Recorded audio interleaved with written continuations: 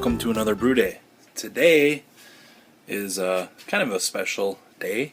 We're going to be brewing a beer that I tried researching on, and it was really hard to find American examples or beers that I could get locally here for this style. But what we're brewing today is a Roggenbier, which is a German rye beer, and just kind of looking and researching on this particular beer back in the day. We're talking like way back.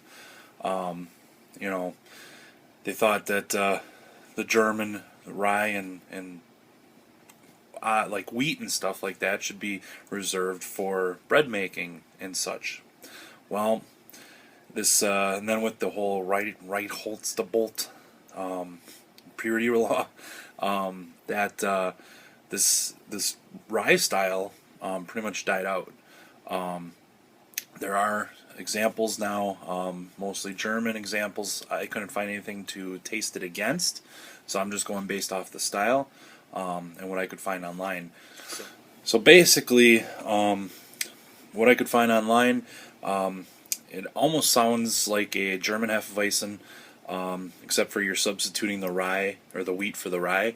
So you're doing typically between 40 and 60% rye.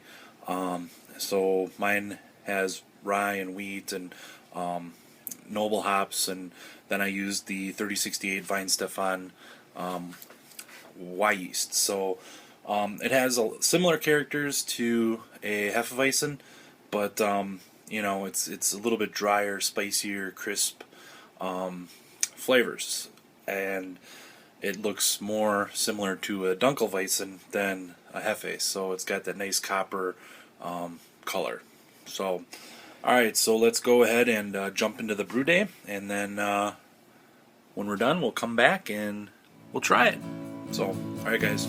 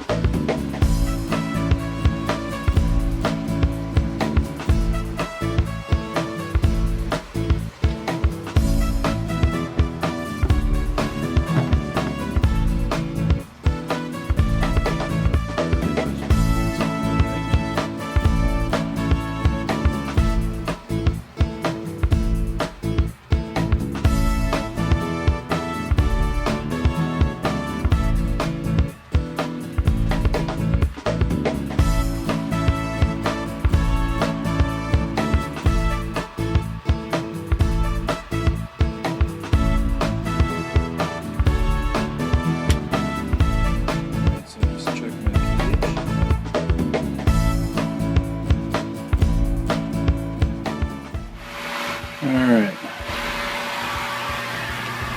6 minutes is up.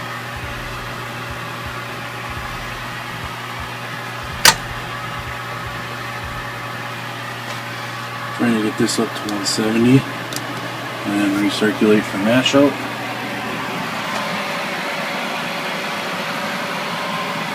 Back in there, recirculate it out.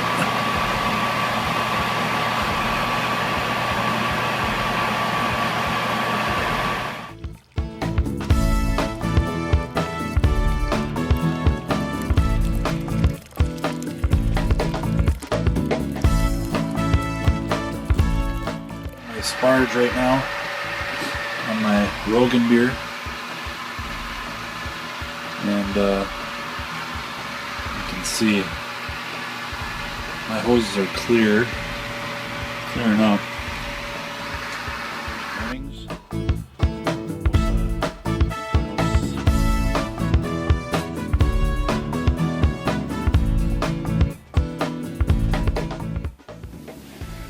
So we're at about 6.5, 7 gallons. Got that set back to 100. Set point is 210. Turn the boil element on.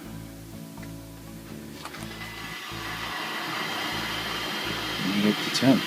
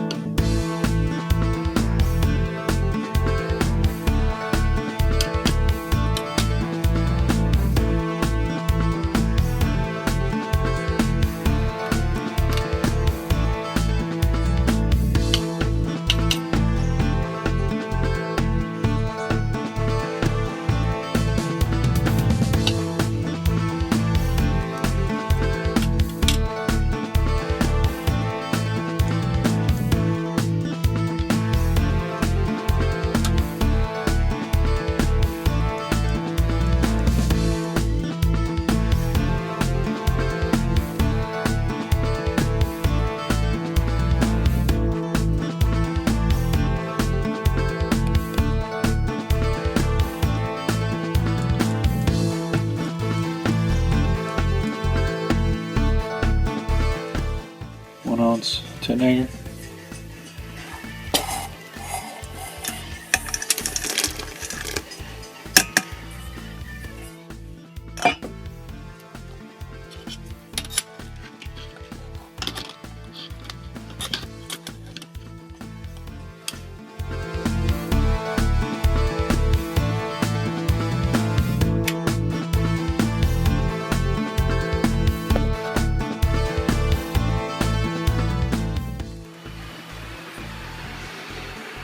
Half ounce Saaz hops and my Warflock.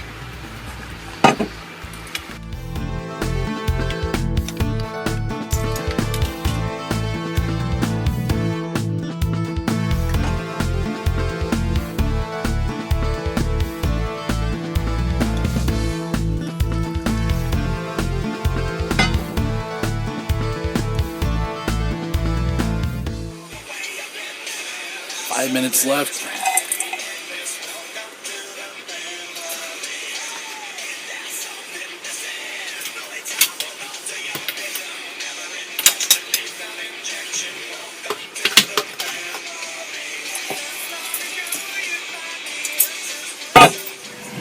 We're chilling down here.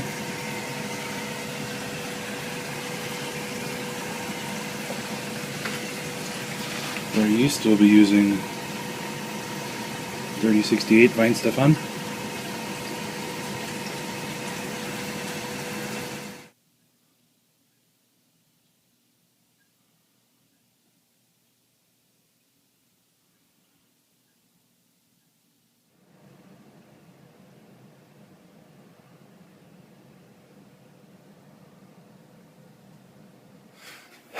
Alright, so this was a fun beer to brew.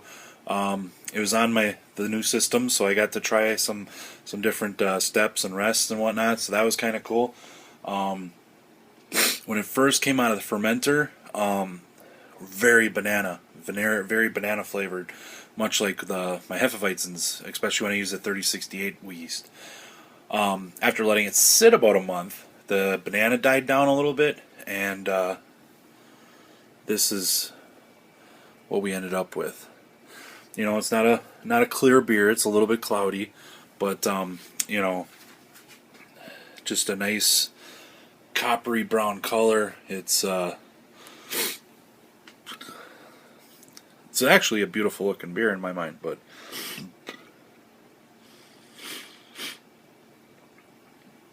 the aroma, I get, you know, you get your same as the Hefeweizen. You get a little bit of the fruity banana, clovey smell, but I get a little bit of spice too off of it.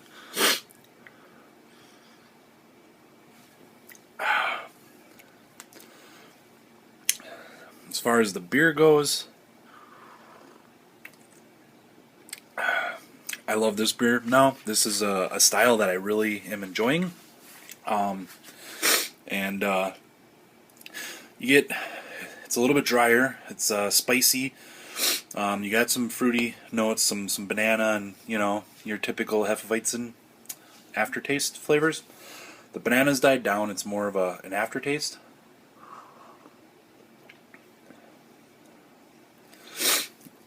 You kind of get the spice, and then there's a little bit of fruity, and then there's like kind of a banana aftertaste. I really enjoyed this beer. I'm, you know, glad I made it, and hopefully it'll inspire one of you guys to maybe try a Roggenbier.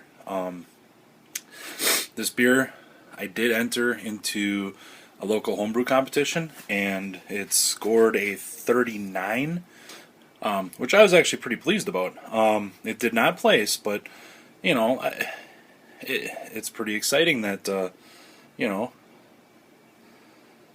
you can make a good beer like this, and I really enjoyed this beer, and I'll probably make it again. I might do some tweaks on it, and I think the big thing with the fermentation, which I'm working on, is trying to maintain consistency in my fermentation temperatures, even on my ales, because brewing down in the basement, one day it's cold, then it warms up, hot, cold, so it depends on, I guess, everything else in the environment on what my basement temperature's at. So it's actually kind of hard to keep it at a constant temperature. So that's why I'm building my temperature controller and all that good stuff. So you know, next time I think I might try to ferment this a little differently. But yeah, so that's my Roggenbier. So hope you guys enjoyed watching my brew day. Hope you guys try and maybe enjoy this beer. This was a good beer, and you can substitute. They do make rye extracts now. I know Northern Brewer has rye. I'm not sure about others, but I know Northern Brewer has rye malt extract. I'd strongly suggest giving this a try. It's you know, it's light enough beer that you can have it during summer. It's got a little color to it, so it's not your typical pale, you know, straw colored. It's you know, has a little bit of caramely to it. It's a very good beer. So if you guys want to give it a try, I'll post the recipe down below, and let me know what you think. So that's all I got here from the Everson Homebrewing. And just remember, if you can imagine it, you can brew it, and you can definitely drink it. Cheers, everybody.